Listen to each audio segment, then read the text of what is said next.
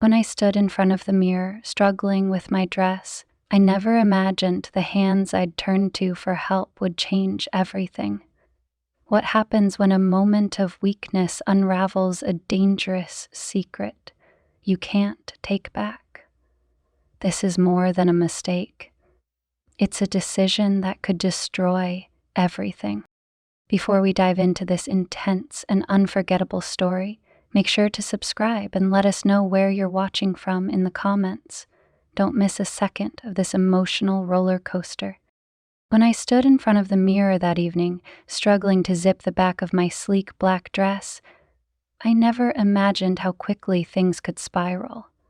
My hands fumbled behind me, fingers aching as I tried and failed to reach the stubborn zipper. The clock was ticking. My husband John had already left for the formal family dinner at his parents' house, leaving me to drive up alone once I was ready. I sighed, frustrated, and stared at myself in the reflection. The dress was elegant, hugging me perfectly, though it seemed almost mocking me now. I glanced at the half-open bedroom door, chewing on my lip. I knew Richard, my father-in-law, was downstairs.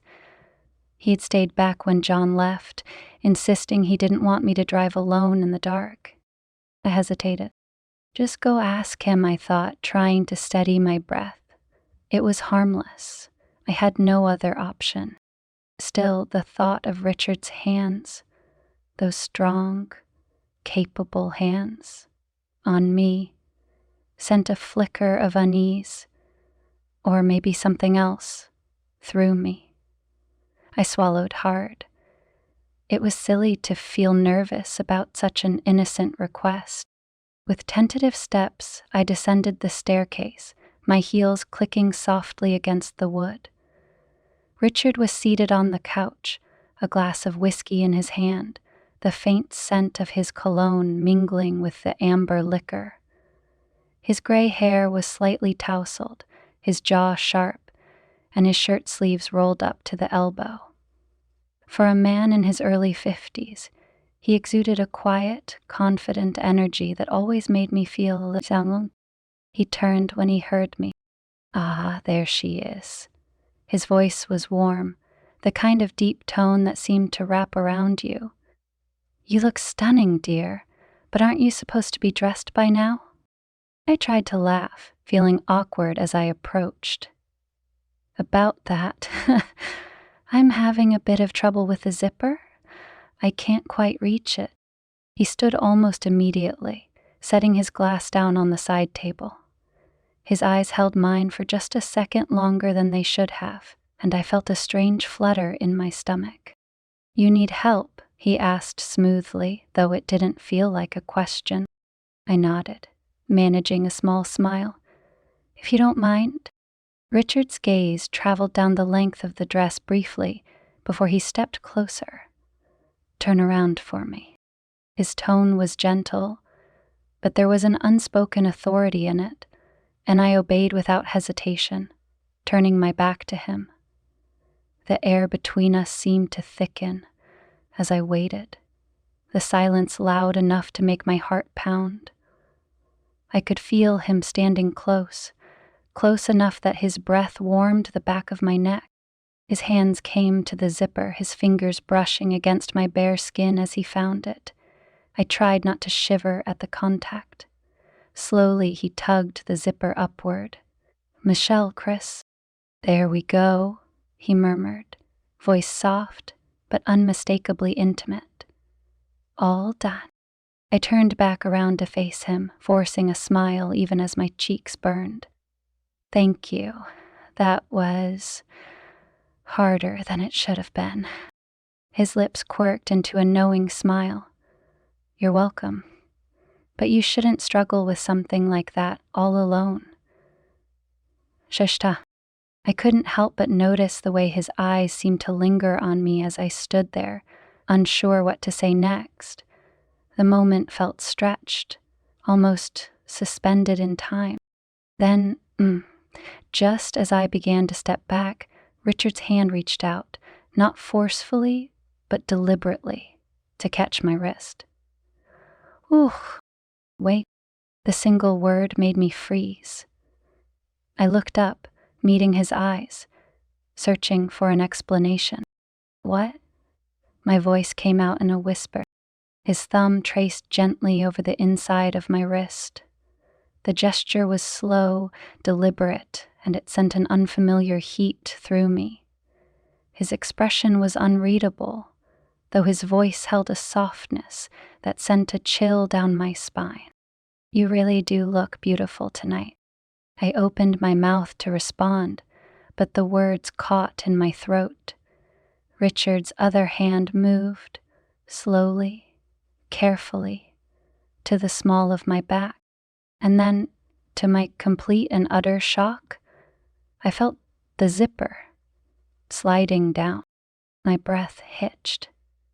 Richard, what are you doing? He didn't answer immediately. His gaze remained on mine, as if silently waiting for me to stop him. But I didn't move. I stood there, rooted to the spot, my heart pounding so hard I thought it might shatter. My breath, I'm sorry, he finally said, though there was no regret in his tone. But I can't help myself. The zipper reached the small of my back, the dress loosening just enough to make my pulse race. My hands shot up instinctively, gripping the fabric to hold it against my chest. Richard, stop, I managed, though my voice trembled. His expression softened, and he stepped back a fraction. For a moment, he looked almost vulnerable. I didn't mean to make you uncomfortable. After a moment, he stammered out something that sounded like a word. Uncomfortable. That was the word I should have felt. But the truth, the thing that made my head spin with guilt, was that I didn't know what I felt. A thrill of something dangerous, something forbidden, coursed through me. It's okay, I whispered, though I wasn't sure if I was saying it to reassure him or myself. Richard cleared his throat, stepping back entirely now and raking a hand through his hair. I'll wait for you in the car. He turned and walked out of the room, leaving me standing there, my dress still half open, my breath shallow. When I finally moved, it was to catch my reflection in the mirror. My skin was flushed, my eyes wide, with something I couldn't name.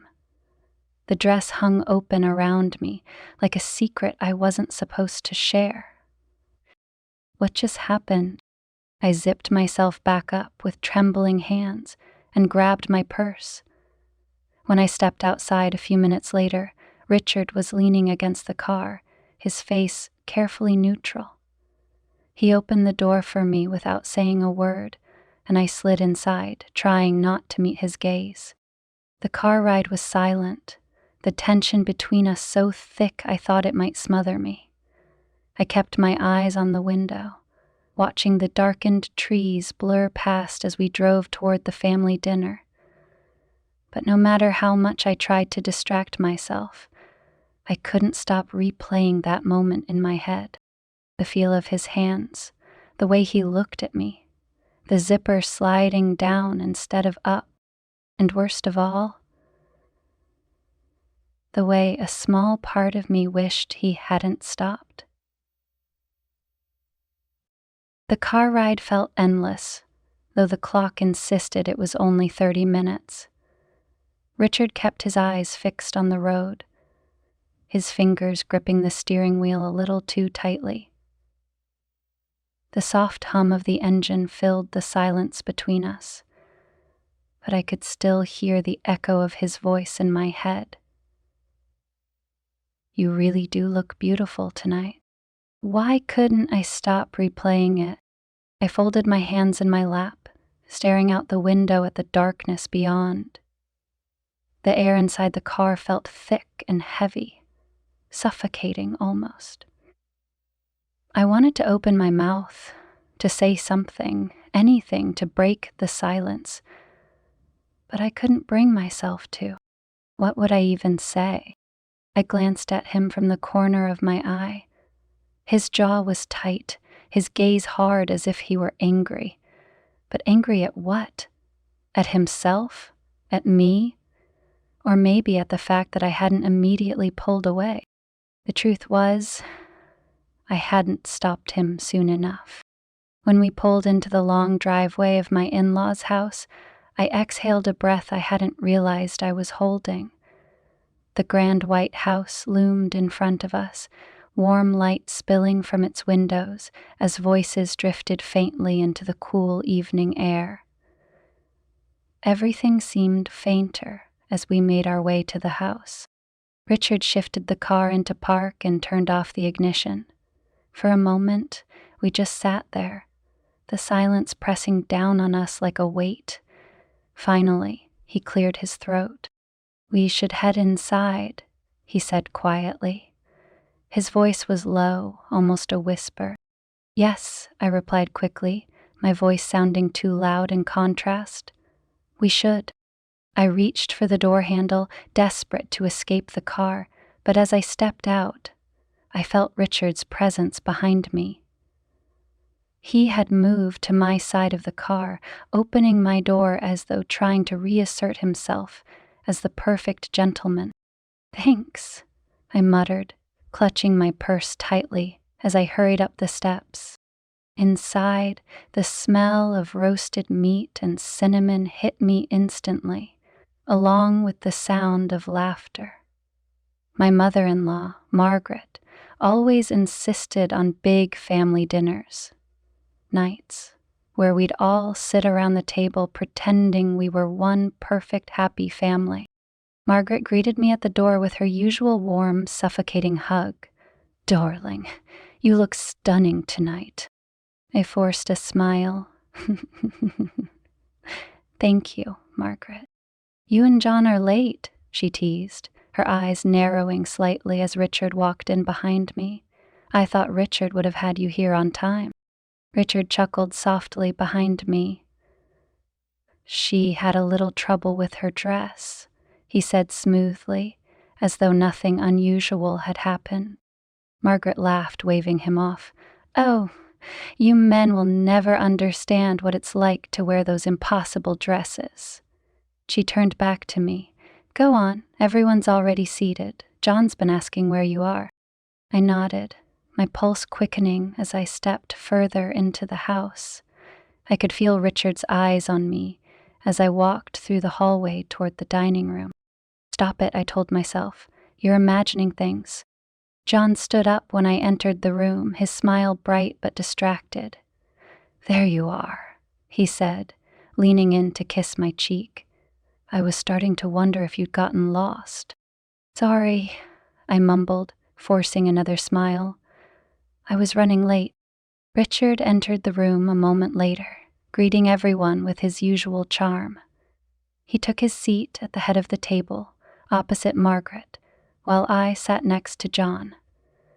I could feel Richard's presence even from across the table, though I refused to look at him. Dinner proceeded as it always did. Small talk, jokes, discussions about work and life. I tried to focus on the conversation, to laugh at the appropriate moments, but my mind was elsewhere.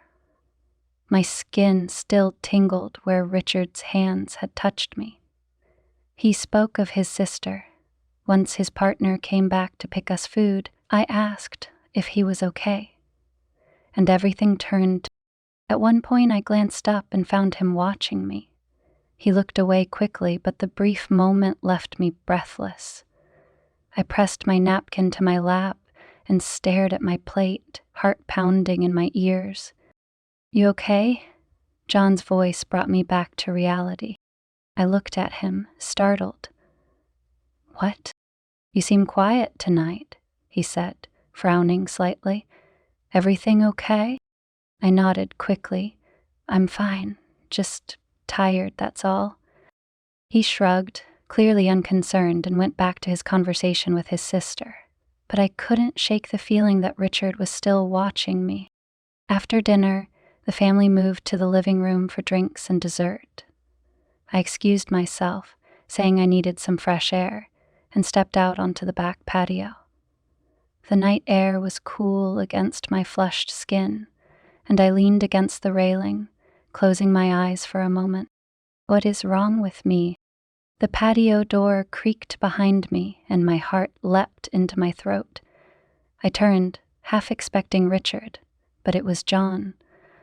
I glanced at Sean, so shocked he jumped in surprise that he accidentally stepped on the grass. "There you are," he said, stepping out to join me. He wrapped his arms around me, pulling me into a loose hug. "What's going on with you tonight?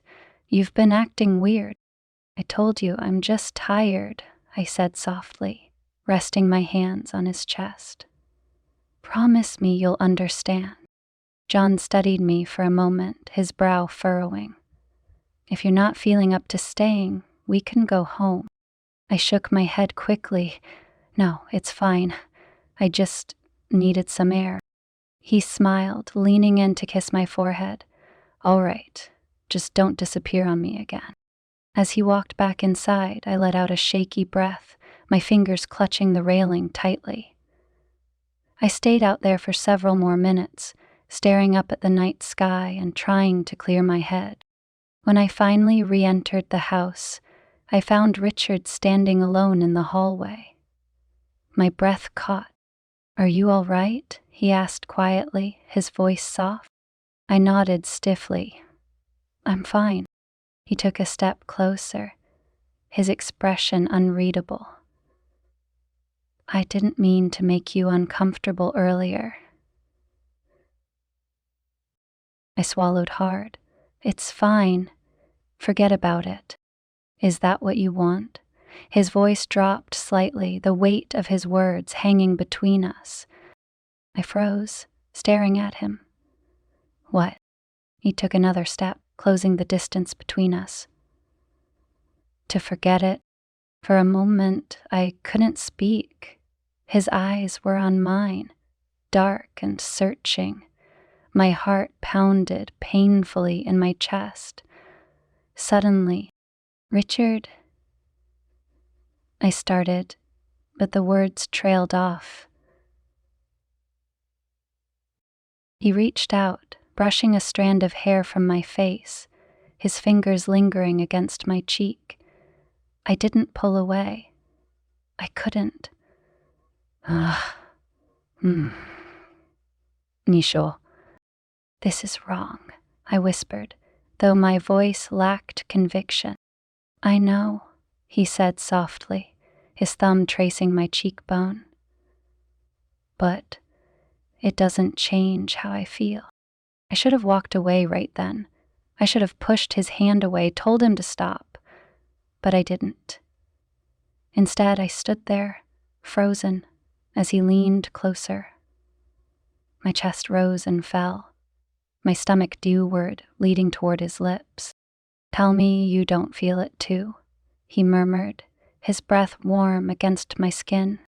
I opened my mouth to protest, but the words caught in my throat, because the truth was, I did feel it. "I have to go," I said finally, my voice barely audible. Richard stepped back, his expression softening. "All right." As I turned to walk away, I felt his eyes on me, watching me, until I disappeared back into the living room. When John and I finally left the house later that evening, I couldn't look Richard in the eye as I said goodbye. His voice was calm, polite, as though nothing had happened.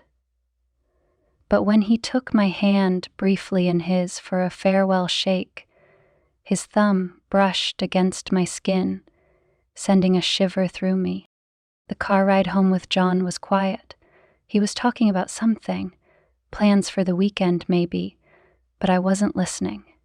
My mind was elsewhere, stuck in that hallway with Richard's hand on my face and his words echoing in my head. "Tell me you don't feel it too."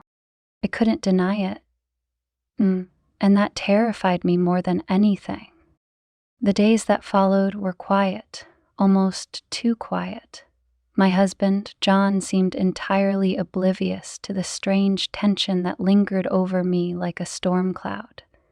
He worked late hours, leaving early in the mornings, barely noticing my distracted demeanor. I should have been relieved that he hadn't noticed anything was wrong, but somehow his absence made everything worse. It left me alone, alone with my thoughts, alone with the memory of Richard's hands, his words, and the unshakable truth that I couldn't escape. Tell me you don't feel it too. The words haunted me. I tried to brush them off, tried to remind myself of what Richard was, my husband's father, a man who had crossed a line. But no matter how hard I tried, my heart betrayed me. I couldn't deny the truth. I had felt it. I had felt something. And as much as I hated myself for it, part of me wanted to feel it again. 2 nights later, it happened again. John had another late night at work, and I sat alone at the dining table, poking at the salad I'd made for dinner. The house was silent except for the faint hum of the refrigerator.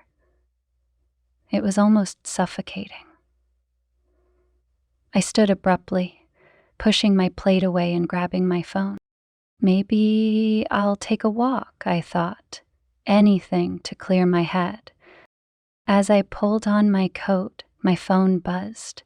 It was a text from Richard. I looked. Richard, how are you tonight? I stared at the screen, my pulse quickening. We rarely texted. In fact, I couldn't even remember the last time he'd reached out to me directly. For a long moment, I considered ignoring it.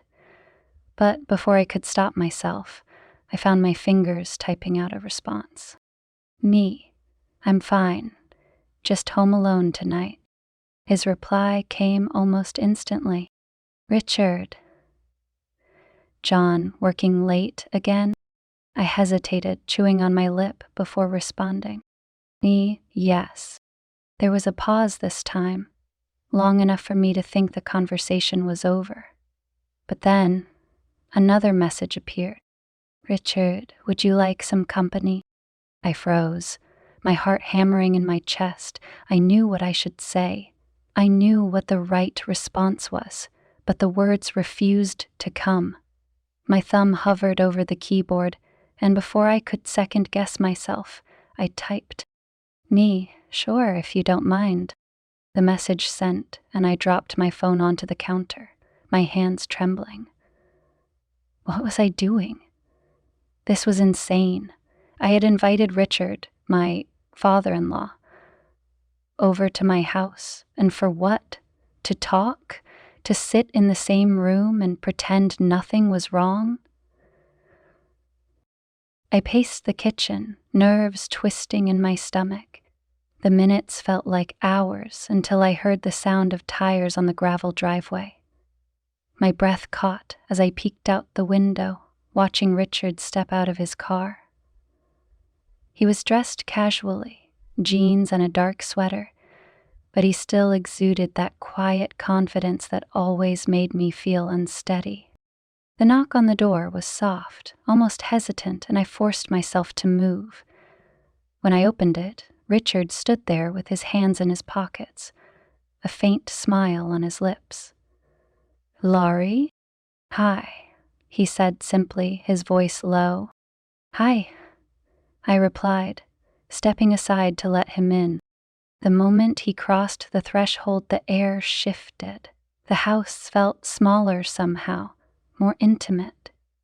I closed the door behind him and turned to face him, suddenly unsure of what to do. Sorry to bother you, he said, his tone gentle. I just thought maybe you could use some company. I nodded, forcing a smile. I appreciate it. It's been a quiet night. Richard glanced around the room before his eyes settled on mine. Is John still working these late nights? Yes, I swallowed hard, looking away. It's been like this for a while now. That's a shame.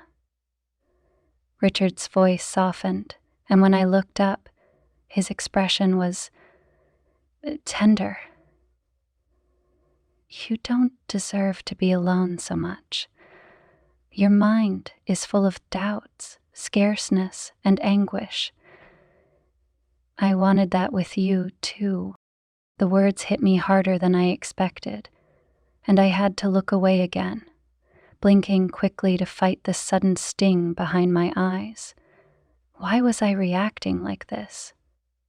She paused, pushing the beer back gently. Can I get you something to drink? I asked, desperate to change the subject. Water is fine. I turned toward the kitchen, feeling his presence behind me as I poured a glass of water. My hands were shaking slightly, and I cursed myself for being so obvious. Are you all right? Richard asked softly.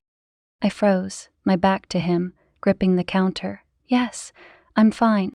He didn't respond right away, but I felt him move closer. When I turned around, he was standing just a few feet away, his eyes searching mine. I was thinking, too, about how this kiss should have filled me with peace. You don't have to pretend, you know, he said gently. I can see it, even if John can't. See what? I asked, my voice barely a whisper. He stepped closer and I didn't move. I couldn't. That you're lonely. I let out a shaky breath, my fingers tightening around the glass. Richard, you shouldn't. I know, he interrupted softly. But I can't stop myself.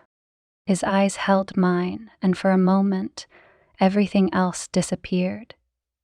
I knew I should tell him to leave. I knew I should stop this before it went any further. But the truth was, I didn't want to. He reached out slowly, brushing a strand of hair from my face, just as he had in the hallway that night. His fingers lingered against my cheek, and I closed my eyes, leaning into his touch without thinking. Then he breathed against my mouth, his hair brushing against my cheek. Then, this is wrong, I whispered, though I didn't pull away. I know. His voice was low, almost pained. Tell me to stop and I will. I opened my eyes, staring up at him. His face was so close now, his gaze dark and intense. I should have said the words. I should have told him to stop. But I didn't. Instead, I whispered, I can't. That was all it took. Richard's hand slid to the back of my neck, pulling me toward him as his lips met mine. The kiss was soft at first, tentative, as though he was waiting for me to push him away. But when I didn't, it deepened. I dropped the glass I'd been holding, hearing it shatter against the floor, but I didn't care. My arms moved to his shoulders, clutching him as he pressed me back against the counter. His hands were firm, strong, as they slid to my waist, holding me as though he was afraid to let go. Time seemed to stop. The kiss was everything I hadn't allowed myself to admit I wanted, desperate, consuming, forbidden. It made my heart race and my knees weak, and for a moment, I didn't care about the consequences. When we finally broke apart, we were both breathing heavily. Richard's hands remained on my waist, his forehead resting against mine. I'm sorry, he whispered, his voice hoarse. I shouldn't have. Don't. I cut him off, my voice trembling. Don't apologize. He pulled back just enough to look at me, his expression torn. I know, I said softly, but I don't know how to stop this. Neither of us spoke for a moment, the weight of what had just happened settling over us. I knew we couldn't go back. We had crossed a line that couldn't be uncrossed. Finally, I just pulled back enough to meet his gaze. He smiled. I should go, Richard said finally, his voice strained. I nodded, stepping back as he let go of me. He ran a hand through his hair, his gaze lingering on me for a moment before he turned and walked toward the door. When he was gone, I sank to the floor, staring at the broken glass scattered across the tile. My lips still tingled from his kiss, and my heart felt like it might burst. What had I done? The hours after Richard left were a blur. I sat on the cold kitchen floor, my back pressed against the cabinets as I stared blankly at the broken shards of glass scattered in front of me. The faint taste of him lingered on my lips, a reminder that I couldn't escape. I should have cleaned up the mess. I should have done anything to snap myself back to reality, but I couldn't move. My body felt heavy, as though every ounce of strength had been drained from me. What have I done? The question looped through my head like a broken record, each repetition slicing through me with razor-sharp guilt. I had kissed my husband's father. Worse, I hadn't stopped him. I had wanted it. The sound of John's car pulling into the driveway startled me out of my trance.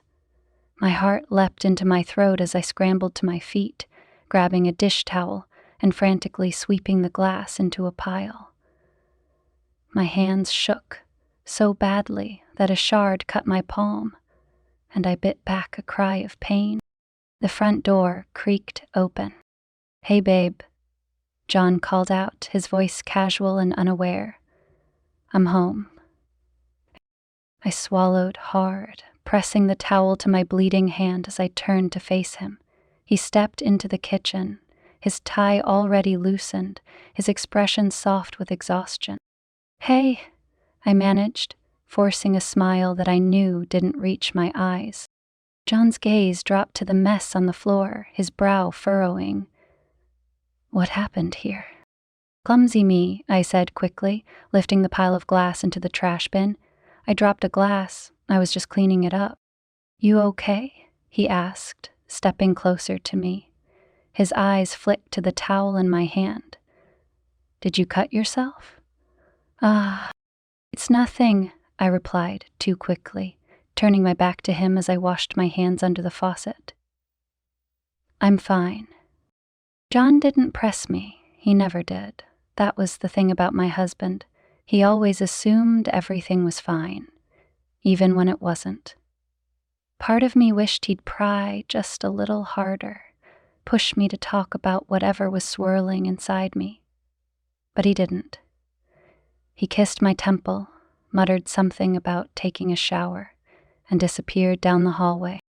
The moment he was gone, I sagged against the counter, exhaling a shaky breath. My reflection in the kitchen window looked foreign, my cheeks flushed, my eyes too bright with something I couldn't name. "You have to stop this," I told myself.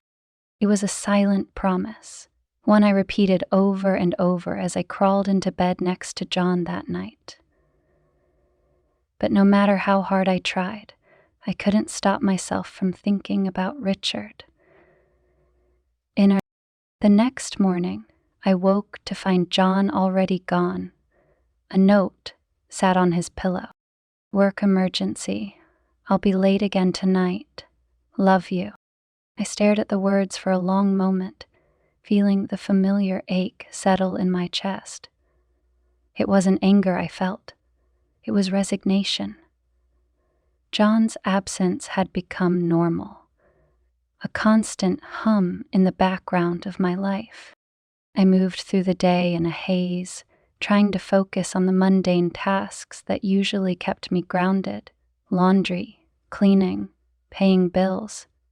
But everything felt off, as though my world had tilted on its axis. By late afternoon, I couldn't stand being in the house any longer. I grabbed my keys and drove. I didn't have a destination in mind. I just needed to get out, to breathe air that wasn't tainted with guilt and confusion. The streets blurred past me as I drove aimlessly through town, the radio playing softly in the background. Before I knew it, I was pulling into Richard's driveway. I stared at the house for what felt like forever, my heart pounding so hard I thought it might burst. What was I doing here? I should have turned around, driven back home, but my hands wouldn't move. As if on cue, Richard stepped out onto the front porch. He froze when he saw me, his expression a mix of surprise and something else, something I couldn't quite place. Slowly, he walked toward my car. I rolled down the window, my voice trembling as I spoke. I don't know why I'm here. Richard studied me for a long moment, his face unreadable. Then, without a word, he opened the car door. Come inside. I hesitated. Richard, please, he said softly. Just come inside. His house was warm and quiet, the faint smell of coffee lingering in the air. I followed him into the living room, my fingers twisting nervously at the hem of my sweater. Sit, he said, gesturing to the couch. I did as he asked, watching as he poured 2 cups of coffee. He handed one to me and sat down in the armchair across from me, his gaze steady. Why are you here? He asked finally. I don't know, I admitted, my voice barely above a whisper. I couldn't stay home anymore. Richard's expression softened, and he leaned forward, resting his elbows on his knees. You're not happy, are you? The question hit me like a punch to the stomach. I opened my mouth to respond, but the words wouldn't come. Instead, tears stung my eyes, and I looked away. Itaran. Hey, Richard said gently, moving to sit beside me. It's okay. I shook my head, wiping at my cheeks. No, it's not. None of this is okay. Richard reached for my hand, his touch warm and steady. You don't have to pretend with me. Something inside me cracked. All the loneliness, all the frustration I'd been bottling up for so long came spilling out. I don't know when it happened, I whispered, my voice shaking. But somewhere along the way, I stopped being someone John noticed. I stopped feeling like I mattered. Richard didn't say anything. He just listened, his thumb brushing gently against my palm. It was such a small gesture, but it was enough to undo me. I turned to face him, my breath hitching as I met his gaze. I'm sorry, I whispered. For what? He asked softly. For this. Before I could stop myself, I leaned forward, my lips brushing his. Richard froze for half a second, but then he kissed me back, his hands moving to my face, cradling me as though I might break. The kiss was different this time. It wasn't desperate or rushed. It was slow, deliberate, as though he was memorizing every moment. I felt myself melt into him, my fingers tangling in his shirt, as I let everything else fade away. When we finally pulled apart, Richard's forehead rested against mine.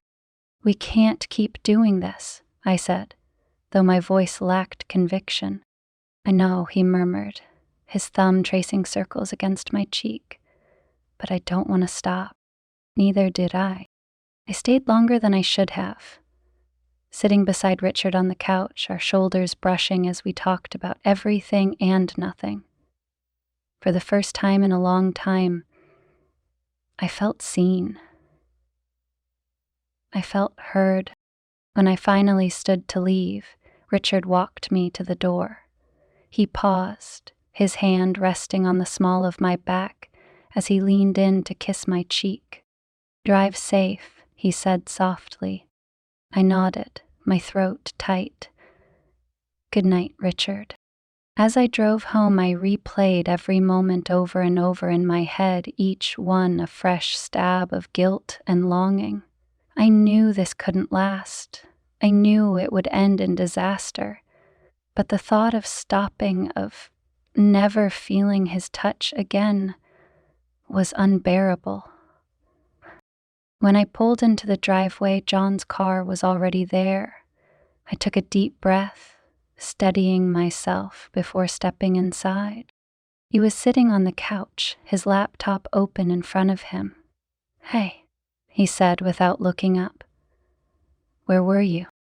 "Out," I replied, my voice calm. "I just needed some air." "I'm just a—" He nodded absently, his focus still on the screen. "All right, I'm heading to bed soon. We'll be well." Yeah. I lingered in the doorway for a moment, watching him. He didn't look up, didn't notice the way my hands trembled as I gripped my purse. I turned and walked upstairs, my heart heavy with the weight of everything I couldn't say. The next morning, I woke with the same knot of guilt sitting heavy in my stomach. John was already up and moving around the house, his footsteps echoing from the kitchen. I lay there for a moment, staring at the ceiling, trying to convince myself that the last few days hadn't happened, that the kiss, the touches, the stolen moments with Richard were just a bad dream. But they weren't. I pulled myself out of bed, my body feeling heavy and sluggish. When I walked into the kitchen, John was seated at the table, reading something on his tablet. He barely looked up when I entered. "Morning," he said, his voice flat and distracted. She paused. "Morning," I replied softly, pouring myself a cup of coffee. The silence between us stretched, punctuated only by the faint clink of my spoon against the mug. I glanced at him over the rim of my coffee cup. His brow was furrowed in concentration, his gaze glued to the screen as though he couldn't see me at all. "Are you working late again tonight?" I asked, trying to sound casual. John glanced up briefly, his expression indifferent. "Yeah, probably. Things are crazy at the office right now."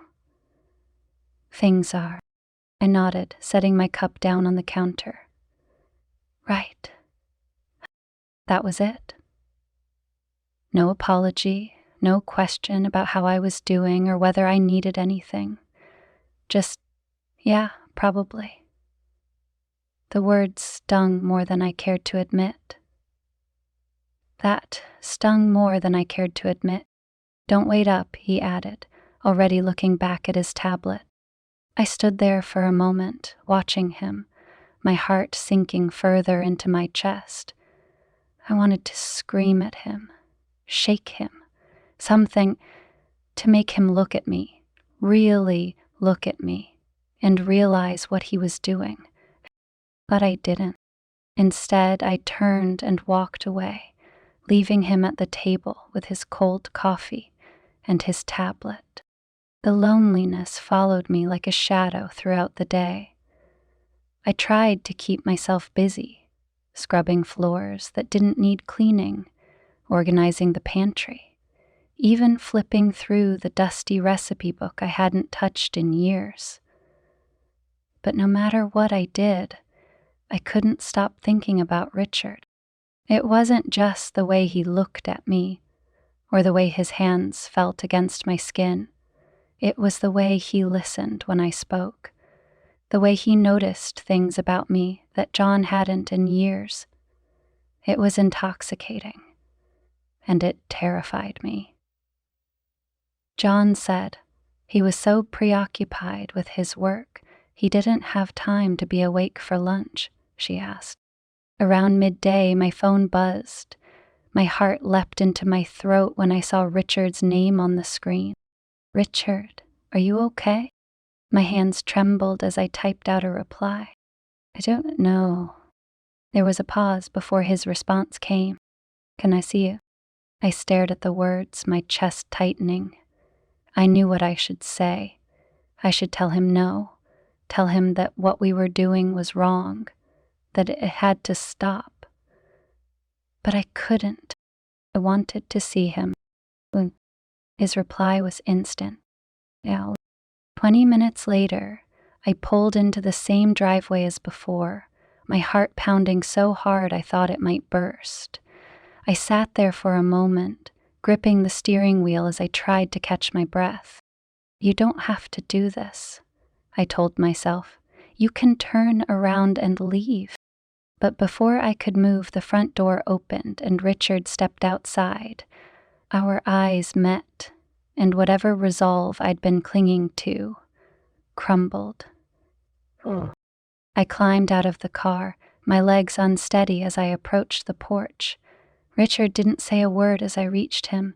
He just held the door open for me, his expression unreadable. Once we were inside, the silence became unbearable. I shouldn't be here, I said softly, my voice trembling. Richard turned to face me, his eyes dark and searching. Do you want to leave? I opened my mouth to answer, but no words came. I didn't want to leave, and we both knew it. He stepped closer, his hands sliding gently to my arms. I swallowed hard, my heart hammering against my ribs. I don't want you to stop. The words came out before I could stop them, and the moment they did, Richard's lips were on mine. The kiss was slow at first, tender and deliberate, but it quickly grew desperate. My hands found his shoulders, clinging to him as though he were the only thing keeping me upright. He guided me back toward the couch, his body pressing against mine as we sank onto the cushions. His hands were everywhere, trailing down my arms, my sides, igniting every nerve they touched. I gasped against his lips, my head spinning with a mix of guilt and need. Are you sure about this? Richard murmured, his voice rough as he pulled back, just enough to look at me. Oh, yes, I whispered, my fingers tangling in his shirt. I'm sure. Richard's expression softened, and for a moment he just stared at me, as though committing every detail to memory. Then he kissed me again, his hands sliding up to cradle my face as he deepened the kiss. As if fascinated by my reaction to their kiss, he pressed his mouth to mine. I didn't think about John. I didn't think about consequences or what this would mean for the future. In that moment, there was only Richard. His touch, his warmth, the way he made me feel alive for the first time in years. I felt a living. When it was over, we lay in silence, tangled together on the couch. The late afternoon sunlight filtered through the curtains, casting soft golden light across the room. I rested my head against Richard's chest, listening to the steady rhythm of his heartbeat as I tried to steady my own. Reality was beginning to creep back in, and with it came the crushing weight of what we'd done. I should go, I said softly, my voice barely above a whisper. Envy. Richard's arms tightened around me. Stay a little longer. I closed my eyes, savoring the warmth of him, the way his hands traced lazy circles against my back. I can't, he sighed, pressing a kiss to the top of my head before letting me sit up. I don't want this to end. I met his gaze, my heart twisting at the vulnerability I saw there. Neither do I admitted. But it has to. Richard reached for my hand, his fingers lacing with mine. We can't keep pretending this isn't real. I added. I know, I said softly, looking down at our joined hands. But it's wrong, Richard. Cool Cordy. He was silent for a long moment, his thumb brushing gently against my skin. Then what do we do? I shook my head, my throat tight. I don't know. The drive home was a blur. I replayed every moment over and over in my head. The way Richard had looked at me, the things he'd said, the way his touch had made me feel. My body still buzzed with the memory of him, but my heart ached with guilt. When I pulled into the driveway, John's car was there.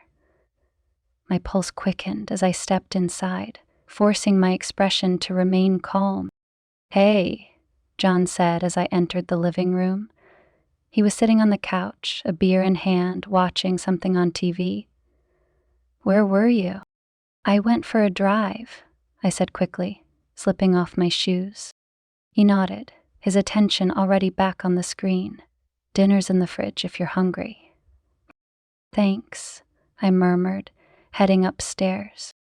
As in the bathroom, I leaned over the sink, splashing cold water on my face as tears threatened to spill. I gripped the edges of the counter, staring at my reflection. "Stop this," I whispered to myself. "You have to stop this." But deep down, I knew I wouldn't. I avoided Richard for a week. 7 long days of silence stretched between us like a chasm I didn't dare cross. I ignored his texts, his calls. I had to. I thought if I could create distance, I might regain control of myself, of my thoughts. But the absence of him was maddening. I couldn't escape it. Everywhere I turned, there was a reminder. His touch, his words, the feel of his lips on mine. Even John, oblivious as ever, felt like a ghost in the house now. Every time I saw him, every time he kissed me goodnight, I felt like a fraud. Guilt gnawed at me in the dark hours of the night, but it wasn't enough to erase the yearning that simmered just beneath the surface. It was like an addiction, a secret hunger that refused to be ignored. By the 8th day, I broke. It was a sunny afternoon when my phone buzzed. I sat at the kitchen table sipping a glass of water as I stared at Richard's name glowing on the screen. My thumb hovered over the decline button, but I couldn't press it.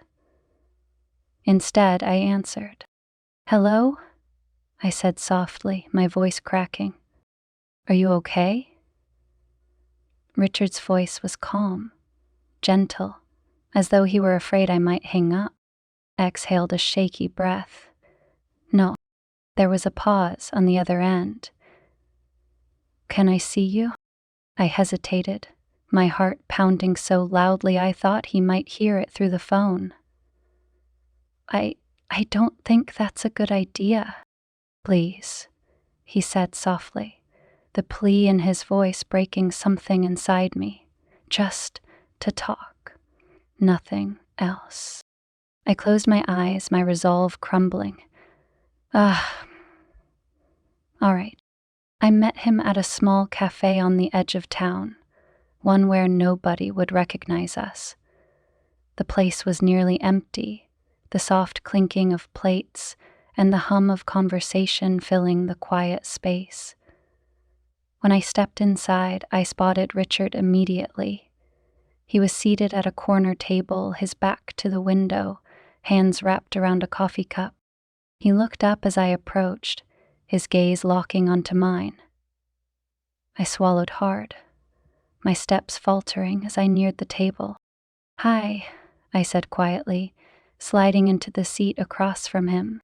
Richard studied me for a long moment, his eyes soft but searching. "You've been avoiding me." "I had to," I replied, my voice barely above a whisper. "This, whatever this is, it has to stop. It has to stop." He nodded slowly, though his expression remained unreadable. "Is that what you want?" I opened my mouth to say yes, to tell him that this was over, that it had to be over. But I couldn't force the words out. Richard sighed, running a hand through his hair. "I know this is wrong," he said softly, "but I can't stop thinking about you." Richard? No, listen. He cut me off gently. I've tried to stay away. I've told myself that this isn't fair to you, to John, to anyone. But every time I close my eyes, I see you. Every time I think about the future, all I can see is you. My throat tightened, tears stinging my eyes. We can't do this. I know. We not? He asked, his voice raw. Why do we have to pretend this isn't real? That we aren't real? Because it's not, I snapped, though my voice cracked with emotion. It can't be. Richard leaned forward, his gaze intense. Tell me you don't feel it too? Look me in the eyes and tell me this is nothing. I stared at him, my heart shattering as I searched for the lie, but I couldn't find it. My silence was answer enough. It doesn't have to be this hard, I said once again. Richard reached across the table, his fingers brushing against mine. The touch sent a jolt through me, and I jerked my hand back, my breathing uneven. I'm sorry, he said softly, his voice full of regret. I don't want to make this harder for you. I shook my head, blinking back tears. I can't do this, Richard. I can't keep living like this, lying to myself, lying to John. It's not fair. And leave him, Richard said suddenly, his voice steady. The words hung in the air between us, shocking me into silence. I stared at him, my chest tightening. What? Leave him, Richard repeated. You're not happy, and he doesn't see you, not the way I do. You deserve to be loved, really loved, and you know it. I shook my head, my hands trembling as I gripped the edge of the table. It's not that simple. It can be, Richard said softly, if you let it. I stood abruptly, my chair scraping against the floor as I backed away from the table. I can't do this, I whispered. I'm sorry. Richard stood too, his expression pained. Please, don't walk away. But I did. I turned and walked out of the cafe, my chest heaving as I fought to catch my breath. I barely made it to my car before the tears came, hot and unstoppable.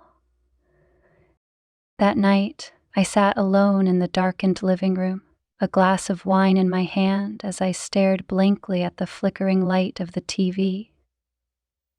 John was still at work, and the silence of the house pressed in around me like a vice. As my eyes adjusted, out of the dim colors of the living room, I spotted his face in the video player. Richard's words echoed in my head. Leave him. You deserve to be left. I knew he was right. I wasn't happy. I hadn't been for a long time. But leaving John? Destroying everything we'd built together? That wasn't a decision I could make so easily. The sound of John's key turning in the lock startled me, and I quickly wiped at my cheeks, straightening up as the door opened. Hey, John said as he stepped inside, setting his briefcase down by the door. You're still up? Couldn't sleep, I replied, forcing a smile. He nodded, running a hand through his hair as he walked toward the kitchen. Did you eat? I wasn't hungry. John reappeared in the doorway, a beer in his hand, his expression tired. You've been acting weird lately, he said, his brow furrowed. My heart skipped a beat, but I forced myself to stay calm. What do you mean? I don't know, he said with a shrug. You're just different. I opened my mouth to respond, but no words came. How could I explain what was happening to me? How could I tell him that I'd fallen for someone else? Someone who was his father. Ah, John sighed, shaking his head. Never mind, I'm going to bed. I watched him disappear down the hallway, my chest tight with a mixture of guilt and resentment. I wanted to scream at him, to tell him everything. How he'd abandoned me, how he hadn't really seen me in years, how I wasn't the woman he thought I was anymore. But I didn't. Instead, I drained the rest of my wine, my thoughts swirling like a storm. Richard's face flashed in my mind again, his eyes, the softness of his voice, as he'd said, "You deserve to be loved." And for the first time, I allowed myself to wonder if he was right. The next morning, I woke to the dull ache of exhaustion in my chest. My body felt heavier than ever as I sat on the edge of the bed, staring at the floor.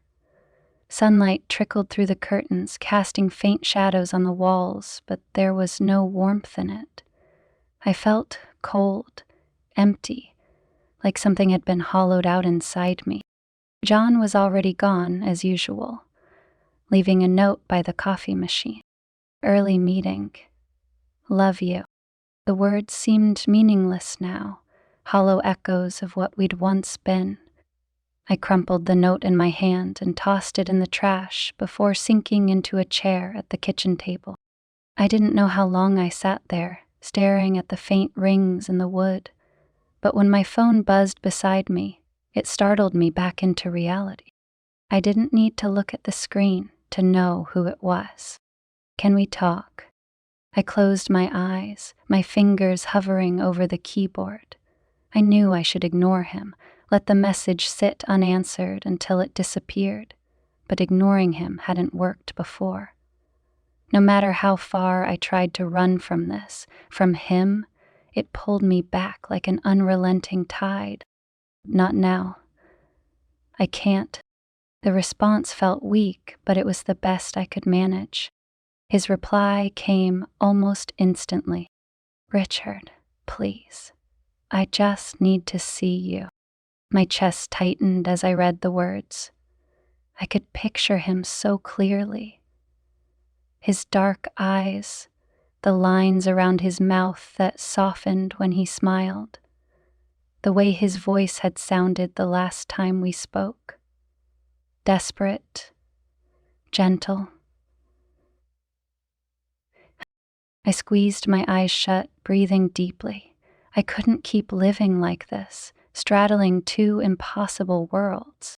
Okay, today, but just to talk. We met at the edge of town, far enough away that nobody would recognize us. The diner was small and quiet, tucked along a stretch of road that most people forgot existed.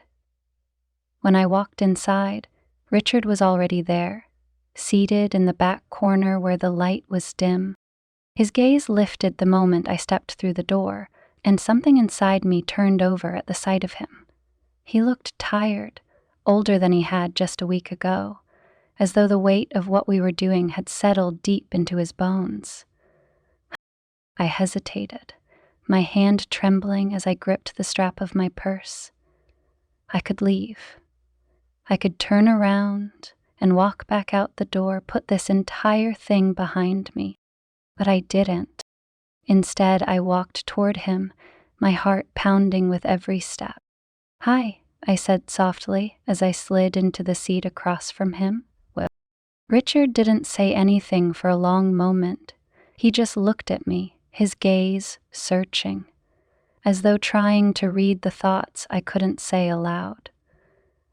Finally, he exhaled and leaned back in his chair. "Thank you for coming," he said quietly. I nodded, my fingers twisting nervously in my lap. What did you want to talk about?" Richard's jaw tightened, his brow furrowing as though he were wrestling with himself. "I can't stop thinking about you," he admitted finally, his voice low. "I know this is wrong. I know I shouldn't have let it get this far, but I can't pretend anymore." I swallowed hard, looking away. "Richard, let me finish," he said softly. I'm not saying this to make things harder for you. I just need you to know how I feel. I've tried to walk away, to forget, but I can't. I don't want to close my eyes, my heart aching. We can't keep doing this. Then tell me you don't feel the same way, Richard said, his voice breaking just slightly. Tell me this means nothing to you and I'll walk away. Right now. Alice choked. I opened my mouth to say the words he wanted to hear, but I couldn't force them out. My silence hung in the air like a confession. Major Calder. Richard leaned forward, his hands resting on the table, his eyes locked on mine. You deserve to be happy, he said softly. When was the last time John made you feel like you mattered? I flinched, his words striking a nerve I didn't want to acknowledge. It's not that simple. Why not? He asked, his voice steady. You're not happy, and you haven't been for a long time. You're just holding on to what's familiar because you're afraid to let go. I blinked back tears, shaking my head. I made a vow to John. And what about yourself? Richard asked. What about the part of you that's dying inside because he doesn't see you anymore? I looked at him, my breath catching in my throat. His eyes were so full of sincerity, so full of me, as though he saw everything I was, everything I'd been trying to bury. I don't know what to do, I whispered. Richard reached across the table, his fingers brushing against mine. The touch sent a jolt through me, soft but electric. You don't have to decide right now, he said gently. I just want you to know that you have a choice. You don't have to keep living like this. Tears burned behind my eyes, and I looked away, unable to hold his gaze any longer. I should go. Richard didn't try to stop me. He just watched as I stood and grabbed my purse, his expression unreadable. Take care of yourself, he said softly, as I turned to leave. The drive home was a blur. My mind replayed every word Richard had said, every touch, every look. He was right. I was holding on to a life that felt like it wasn't mine anymore. I loved John, or at least I thought I did, but love wasn't supposed to feel like this. Empty, lonely, like a ghost haunting its own house. When I walked through the front door, the house was silent. John wouldn't be home for hours, and the emptiness swallowed me whole. I sank onto the couch, my hands trembling as I buried my face in them. I thought about Richard, his words, his touch, the way he looked at me like I was the only woman in the world. Tears slipped down my cheeks as I realized I couldn't keep living this lie. I couldn't keep pretending that everything was fine when it wasn't. I had a choice to make. Hours later, John came home. I was still sitting on the couch, my face pale, my eyes swollen. He didn't notice. He dropped his briefcase by the door and loosened his tie, walking into the kitchen without so much as a glance in my direction. Hey, he called over his shoulder. Did you eat dinner? No, I said quietly. John paused, glancing at me for the first time all night. Why not? Are you okay? I looked at him, really looked at him, and I realized how far apart we'd grown. There was no fire in his eyes anymore, no love, no concern, just the vague recognition of a man who no longer knew the woman sitting in front of him. I need to talk to you, I said finally, my voice trembling. John frowned, grabbing a beer from the fridge. About what? I took a deep breath, my chest tight. About us. John's brow furrowed at my words, his beer halfway to his lips. "What about us?" he asked, his voice casual, but there was a faint edge to it. I gripped the hem of my sweater tightly, trying to steady the tremor in my hands. My heart pounded in my chest so loudly I was sure he could hear it. This was it, the moment everything would start to unravel. "We need to talk," I repeated softly, my voice barely above a whisper. John let out a sigh and leaned against the counter, setting the beer down with a dull thud. "All right, what's going on?" I looked at him, really looked at him. The man I had married 5 years ago felt like a stranger now. His dark hair was still neatly combed, his sleeves rolled up like always, but the light that used to be in his eyes was gone. Or maybe it was my light that had disappeared first. "Are you happy?" I asked suddenly, my voice stronger than I expected. John blinked, caught off guard. "What?" I swallowed hard, forcing the words out before I could lose my nerve. "Are you happy, John? With us?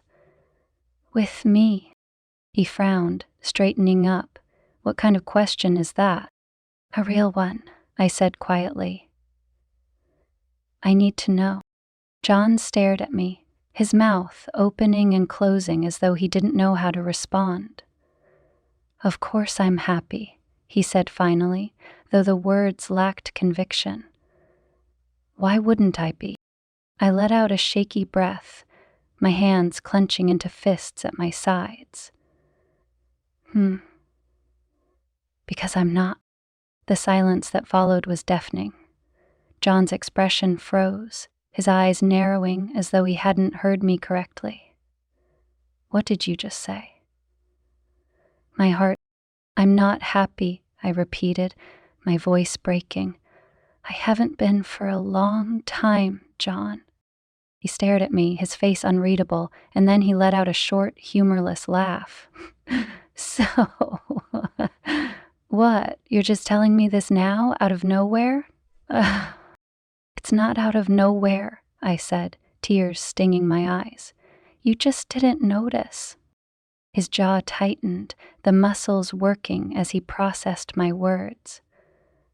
"What is that supposed to mean?" "It means you don't see me anymore," I whispered. "You don't look at me, you don't talk to me. We're like two strangers living in the same house. It means for every time that you look at me, I get worse." "That's ridiculous," John snapped, his voice rising. "I work hard. For us. For you. I do everything I can to keep this house running, to give us a good life. And now you're telling me you're unhappy because I'm busy?" "It's not just that," I cried, my voice breaking. "It's everything, the way you treat me like I'm invisible, the way you don't care enough to ask me how I'm feeling or what I want. I feel alone, John. I've felt alone for years." John stared at me, his eyes cold and distant. "So that's it then? You're blaming me for all of this? For whatever you're feeling?" "It's not about blame," I said desperately, tears slipping down my cheeks. "I'm telling you how I feel because I don't know how to fix this. I don't know how to fix us." He shook his head, his jaw tight with frustration. "I don't understand where this is coming from. I thought we were fine." "We're not fine," I whispered. "We haven't been for a long time." John rubbed a hand over his face, his breathing ragged. "And what do you want me to do about it, huh? Quit my job? Stay home every night and sit here with you? Is that what you want?" I flinched at the bitterness in his voice. "No," I said softly. "That's not what I want." "Then what do you want?" he snapped. I opened my mouth to answer, but the words wouldn't come. What did I want? Did I want Richard? Did I want to leave John? Or did I just want someone to see me, to love me the way I deserved, whatever that meant? When I didn't respond, John let out a bitter laugh. Unbelievable, he muttered, shaking his head. You're just gonna sit there and cry about how unhappy you are, but you can't even tell me what you want? I don't know what I want, I said finally, my voice trembling. I just know I can't keep living like this. John stared at me for a long moment, his expression unreadable. You're being dramatic, he said flatly. You're tired. You'll feel differently tomorrow.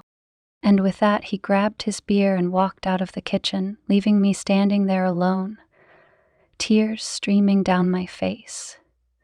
The smell of beer, strong in the room, filled me with warmth and love. The days that followed were tense and suffocating. John barely spoke to me, and when he did, his words were clipped and cold. We moved around each other like strangers, neither of us willing to break the silence. Richard's messages sat unread on my phone. I couldn't bring myself to respond, not after what had happened with John. But the ache was still there, the longing, the need to feel something other than this crushing emptiness. One afternoon, while John was at work, I sat in the living room, staring at my phone. My fingers hovered over Richard's name, my heart racing as I debated what to do. You can't keep doing this, I told myself. But before I could talk myself out of it, I opened his last message. Richard, I'm here if you need me. My chest tightened as I read the words, tears blurring my vision. I wanted to believe that he was wrong for me, that this whole thing was a mistake. But in that moment, I needed him. I needed someone who saw me, who cared enough to reach out when I was drowning. Me, I need to see you. His response came almost immediately. Richard, where are you? An hour later, I was in his living room again. The air felt heavy with the weight of what I'd done, what I was doing. But when Richard opened the door and pulled me into his arms, the guilt faded just a little. You're okay, he whispered against my hair, holding me tightly. I've got you.